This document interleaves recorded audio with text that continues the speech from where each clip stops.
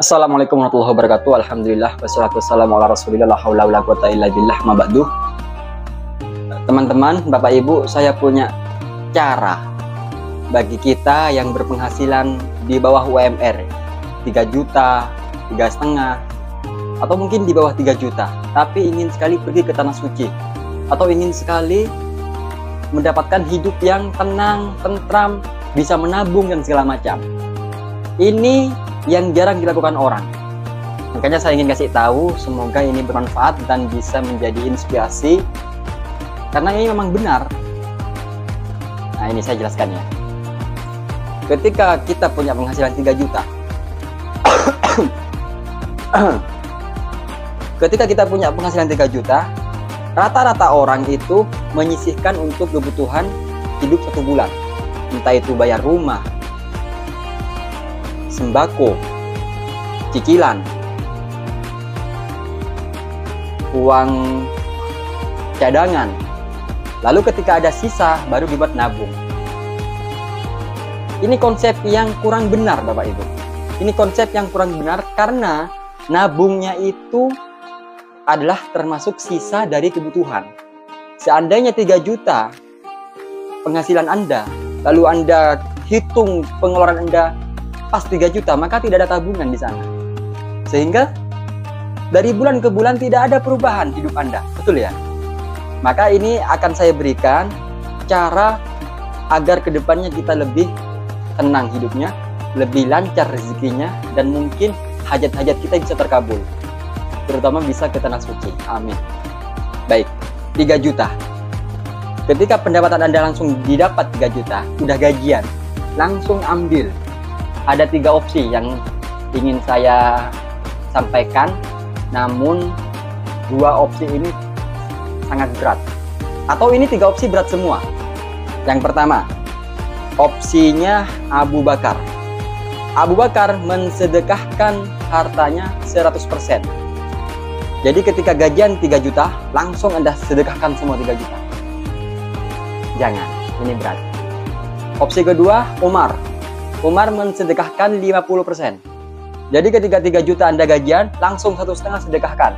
Dar, 1,5-nya baru dibuat kebutuhan hidup. Bahwa yakini bahwa, oh iya, sekarang 1,5 juta ini kebutuhan hidupku. Tapi ini jangan diterapkan, jangan. Ini masih berat. Yang ketiga, rata-rata sahabat sedekah 1/3 dari hartanya, 33%. 3 juta, 1 jutanya sedekahkan, 1 jutanya untuk bisnis, 1 jutanya untuk kebutuhan hidup. Tapi kita karena karyawan, bisnisnya ya nggak ada, jadi 2 juta untuk kebutuhan hidup. Ini pun masih sangat besar. Jadi 3 opsi ini masih belum layak untuk kita terapkan, maka kita ambil yang keempat, persentasenya sesuai dengan zakat. Jadi 2,5%. 1 juta itu 2,5%-nya 25.000. Jadi kalau 3 juta, 2,5%-nya itu 75.000, anggaplah 100.000. Anda dengan gaji 3 juta, sedekah 100.000 sangat bisa harusnya. Namun langkahnya mungkin salah. Anda mesti sedekah di akhir bulan menunggu sisa-sisa dari kebutuhan hidup.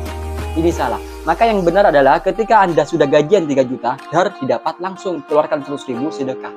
Yes.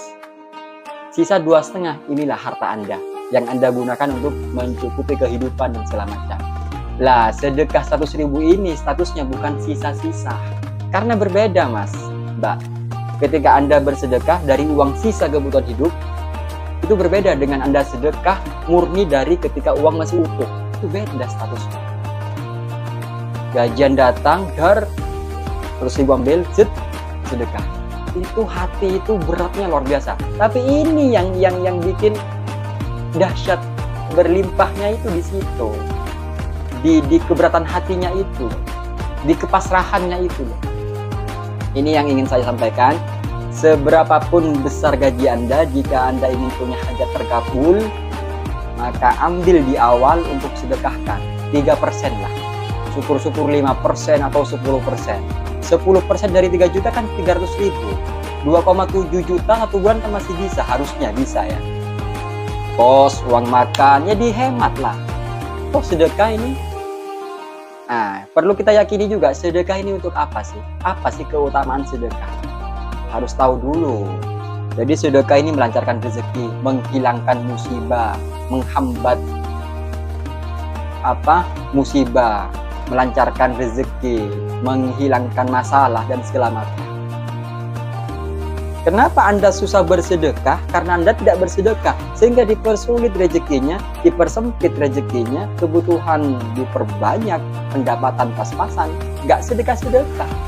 Mindsetnya pun gagal, salah. Aku mau sedekah kalau kaya. Salah mindsetnya. Bersedekah agar kaya. Ini mindset yang benar. Semoga bermanfaat. Gaji 3 juta, ternyata kita bisa menabung untuk ke tanah suci dengan bersedekah. Ketika ada yang tanya, Mas, saya mau ke tanah suci ini, mending sedekah atau menabung? Kalau saya, mohon maaf, kalau saya jawabannya sedekah. Enggak nabung, Mas, enggak dulu. Kalau pas-pasan. Tapi kalau bisa sedekah ada, nabung juga iya.